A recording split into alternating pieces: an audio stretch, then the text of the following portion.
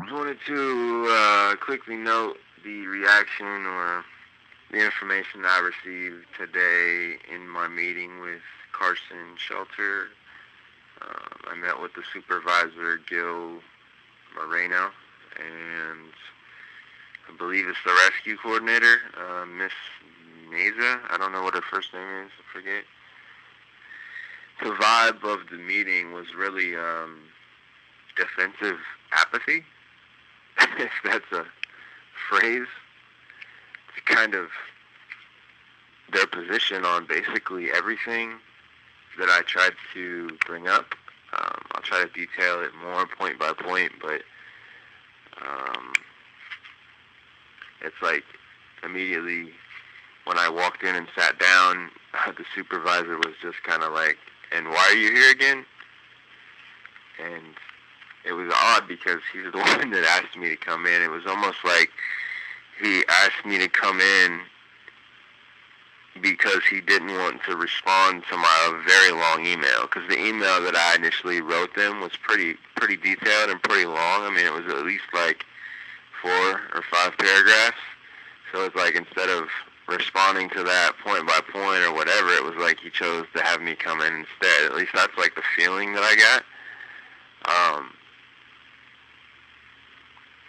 As far as the photography process and the fact that Miss Meza literally challenged me from the minute I picked up her initial phone call. He was more open to it, I think, than I got the impression that she was on the phone back when I talked to her first. He was more open to it. He wanted me to explain what I did if I was a rescue and my purpose, basically. But at the same time, he made it clear to me that it didn't matter the status of the dogs once they were adopted or killed. If somebody was to call and try to get that information, his position was basically like, what's the point? They're not here, so it doesn't matter. And he pretty much took the defensive position of, well, we do not give that information because if the dog was killed, then we don't want people calling up and telling us we're killing dogs. And, you know, in my mind, I'm thinking, and I actually told Miss Meza this to, you know, her face or to her ear, since it was over the phone when she initially called me. I'm like, whoa, you are a kill shelter. That's what you do, is kill dogs. And one of the things that stood out to me that Mr. Moreno said was, well, all shelters are kill shelters. And I said, well, actually, that's not true. There's some out there that actually follow a different philosophy. And he's like, oh, no, that's not right. No kill shelters don't exist. They may claim they're no kill shelters, but yada, yada, yada. So, and then he tried to drop his resume and say, well, I've been doing this for 16 years, and, you know, there's no such thing as a no-kill shelter. And so that was one thing that stood out to me. Another thing that very much stood out to me was the fact that when addressing pit bulls, he said, well, there are power breeds, and they're usually aggressive. He's like, well, they can either be very aggressive towards people or other animals, or they just come at you and greet you with their whole body. I'm assuming that was his way of describing like a friendly action, because they are very friendly, and they may be overly friendly to the point where they might, knock down a little child on accident or something. But he's like, our pit bulls in general are just aggressive, or they use their whole body to greet you. And it was almost like he tried to like blanketly say that majority of the pit bulls were aggressive, or half the pit bulls are aggressive. Like, that's the vibe that came off from the way he talked about them. He asked me directly, like, well, you know, what do you do? Which shelters do you go to? How many dogs have you photographed? And I just generically threw out the number 500. I mean, I don't know, 500, 400 pit bulls that I've photographed maybe. And I made it a point to say, out of those 400 or 500 pit bulls that I've actually photographed and spent time with in front of their kennels, I could count on both my hands, meaning less than 10, the number that actually acted aggressively towards me. And that's probably over defining it, because there's probably not even 10, maybe less than 5. So I probably should have said less than, or I could count on my one hand. That would probably be more accurate, but I just said 2 hands. But regardless, 5 or 10 out of 4 or 500, what is that? That is, 2%. I mean, what is that? What does that break down to? 3%, less than that, maybe. So I made it a point to say that as far as coffee goes, in the email I detailed the fact that what they put her through as far as the temp test and how she apparently failed that, and the tool they used to play the role of a human hand reaching down into the food, and the fact that Coffee lunged at it or whatever she did. And then I pointed out the fact that Coffee was actually rescued through my picture, and I know the foster, and I've gotten feedback, and etc. And I passed along things that I noticed in the shelter and the kennel just by browsing the cage, just by walking by it. I saw numerous times that Coffee was there was clearly something wrong with Coffee. I thought it was a UTI. I made the suggestion to the people that were physically helping with Coffee after she was pulled. They took her to the vet, found out that Coffee had 2 liters of urine backed up in her system. She had a massive urinary tract infection, and they had to drain 2 liters of urine, which was very uncomfortable and painful for her on literally a 24/7 basis. And I explained that to them, and I'm like, if you guys were able to denounce her as aggressive so quickly, even if you didn't pay any attention to her in the kennel up to that point, you should have known when you pulled her out to do the temp test that something was wrong. But I also made the point that if you guys even walk the kennels, not even spend any time at each cage, but just walk the kennels and visually look at each dog and their behaviors, you would have been able to see if you would have paid Coffee any lick of attention, even just walking by her and just snapping your neck and looking. I made the comment that I came and visited Coffee on 3 different occasions, and maybe spent 15 to 20 minutes at her cage each time, loving on her, trying to gain her trust and whatnot. And they were quick to say, well, we don't have time to spend 20 minutes at each dog's cage, almost as an excuse as to why they didn't notice the fact that there was something wrong. And I fired back with, well, I'm not saying it took me 20 minutes to figure it out. I just said I spent 20 minutes visiting with Coffee.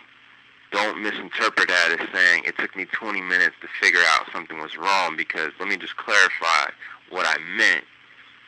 Immediately upon viewing Coffee, within 30 seconds, I knew something was wrong. Just because I spent the 20 minutes at a cage doesn't mean it took me that entire time to come to that conclusion. All you have to do is walk the kennels twice a day. And I guarantee you 90% of the time, Coffee was sitting in that position, that painful position, where you could just look and tell there was something wrong. So if anybody just did that minimum thing, walking the kennels twice and just visually looking at Coffee, you do that for 3-4 days in a row, you've then walked the kennels 8 times. I guarantee 6 out of those 8 times, Coffee would be in the same position. And if anybody is paying attention to her, or any other dog for that matter, you'd be able to tell. And then he backed down and said, well, maybe Coffee was just one of the unique ones that fell through the cracks, which I thought was relatively convenient, a convenient response for something like that. But what can you do, right? As far as the phone policy and calling on the updates, my girlfriend Diana called numerous times, talked to different supervisors there. In the past, they tried to pawn off on her that it was a county shelter policy, meaning that all 7 or 8 county shelters followed the same policy. Well, I brought it up with Supervisor Gill, and he actually refuted that. He actually didn't back up that assertion that we've got from other supervisors on staff there. So there's clearly a communication mix-up. Basically, what Gil told me was that no, he knows that's not county policy. He knows that other shelters, like Downey and Baldwin Park, for example, give the information over the phone when asked, but it's Carson's policy per him that they don't give that information. So that was his decision, and he made that very clear to me. And his reason why is because apparently Carson's had a horrible rap in the past with things that they've done. They've taken some heat. They've got some bad press, however you want to define it.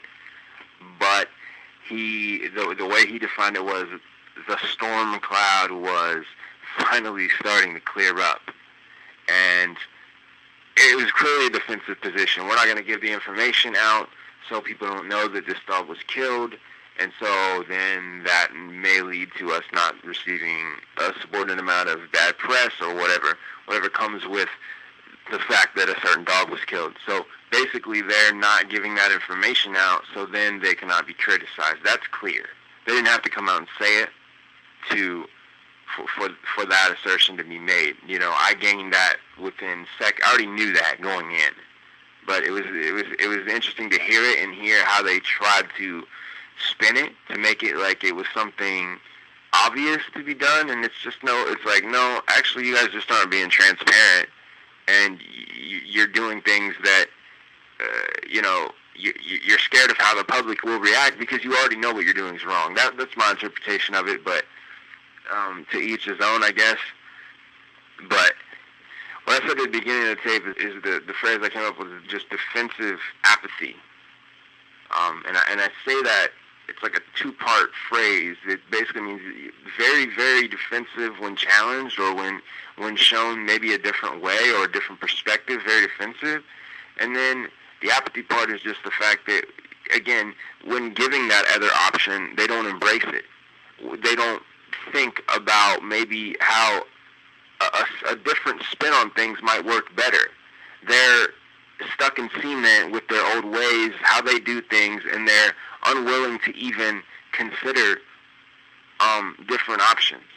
So it's clear what they're doing is not working. Their kill rates are very high, and yet they want to take someone like me who's obviously there to just help not only them as an establishment, but to help the pit bulls get adopted, which in turn helps them, because let's be real, I'm not there to help them as a shelter, because these guys aren't open to me at all. I want to help these dogs, though, which in turn would obviously help the shelter. So let's, I guess, keep it in order. I'm there to help the dogs, but obviously the fact that I'm there should be viewed as a positive thing, and they view it as a threatening thing. They're like, well, we don't know what you're taking pictures of.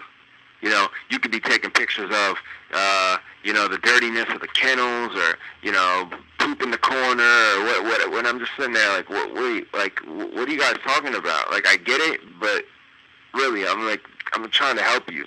And they're quick to point out, well, there might be somebody contact us about finding out about this dog was killed, and they call back and say, we're dog murderers and blah, blah, blah. And it's like, my response to that is like, well, I don't have any control over that. I put the pictures out there as a service for the community to help these dogs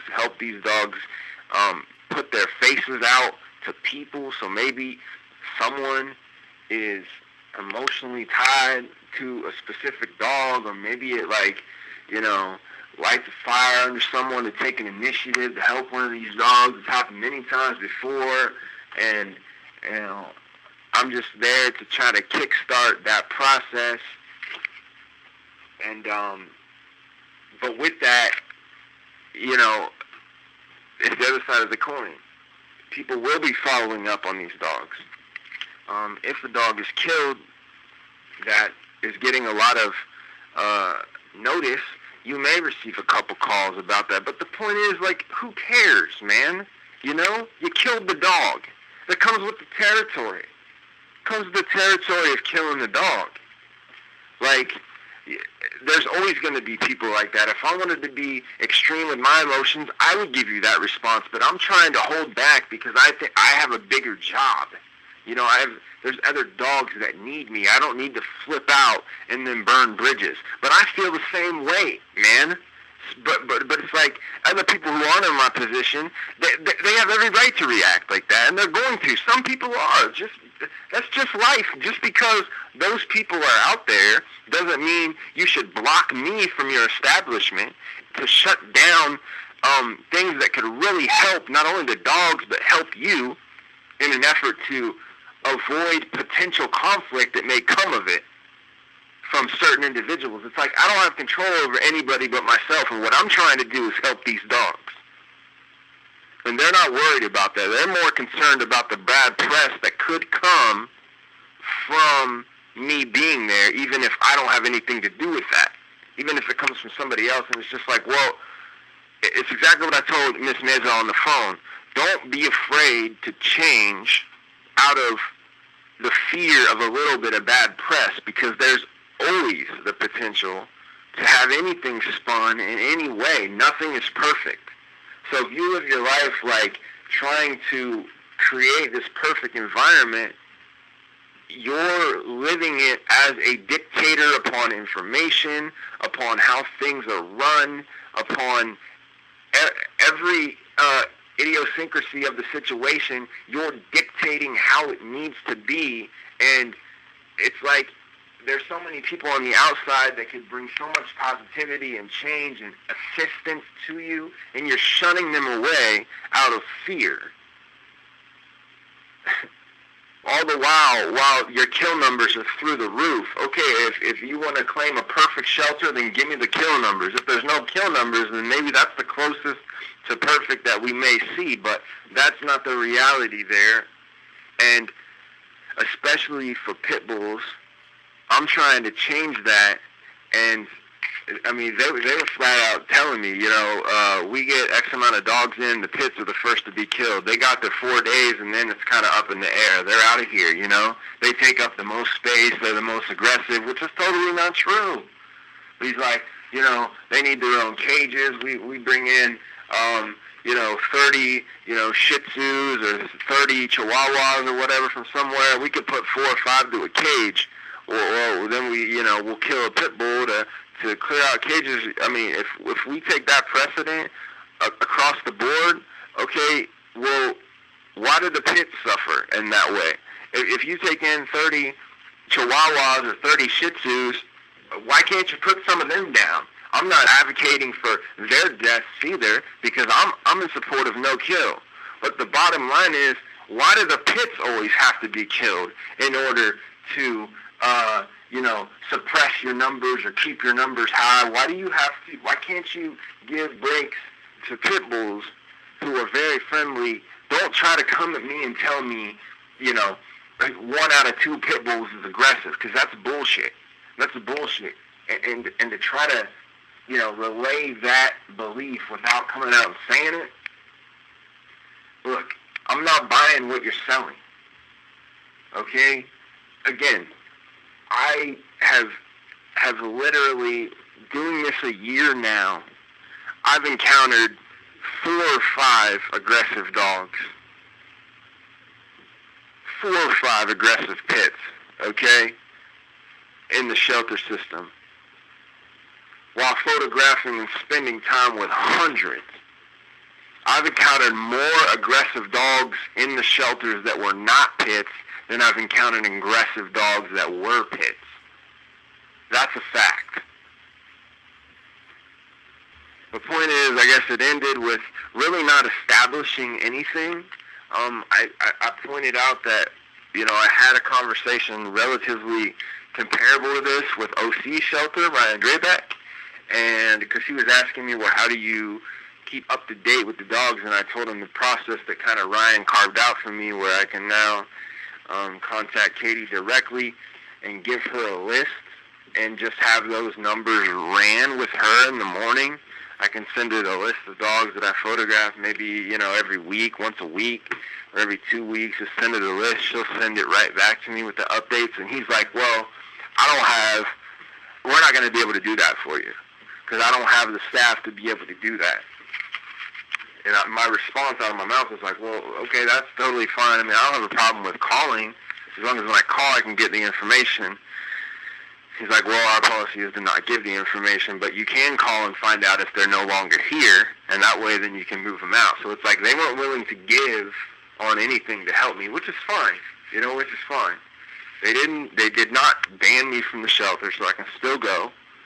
I can take pictures of X amount of dogs or whatever, but he did say that if we start getting more backlash, I'm going to contact you and be like, Josh, what's going on? What's going on here? Can you figure out what to do on, point X, Y, and Z, and maybe change what you're doing here? Because they are very fearful of backlash. And I pointed out, well, there's no way to, if you get a certain amount of backlash, there's no way to, backtrack it back to me. I mean, I don't know half the people on my page. He didn't really understand kind of how my Facebook page is set up and the fact that anybody can like it across not only the United States but the world. So it's like I know some of the people, but I don't know everyone, and I can't be held accountable for actions of people, whether they call too much, whether they call and curse you out. It's like okay, well, they might have seen the dogs on my page and then chose to do that. But for everybody that does that, there may be another person that sees the dog that actually takes the initiative to go out and adopt it and give it a loving home. So it's like, can't you deal with one to get the other, or do you just want to continue killing? So there was really nothing established. It was more just kind of, the email was kind of like talked out again, re-talked out by me, and then I got their responses, which is kind of like what I expected, because they, like I said, they didn't give anything, which is fine, but they were not willing to do anything to help. All that I basically took out of the meeting was that I'm still allowed to go there, and I don't have to just take pictures of X amount of dogs. I can take pictures of them all, and I don't have to run it past them, because I think I explained my process and they get it now, even though Miss Mesa fought me on the phone about it when she understood it, and she still fought me. But I think she was fighting me based on the fact that she understood the Carson process as it was explained to her, so it was more or less she was taking the processes back against me because that's all she knew, and it was coming down from someone higher than her. But Gil basically said, okay, you can go and photograph, but there was always a but if we get more negative feedback, I'm going to be like, what's going on, and etc. So it was kind of left really murky, and they didn't give me anything to feel like they want to help me out. But with that being said, they are going to allow me to go and photograph and not give me problems, apparently. So I'll have to see going forward on that. But that's really the overall vibe of the meeting, what came from it, what didn't come from it. Today is today is definitely not March. Today is May 5th, 2011.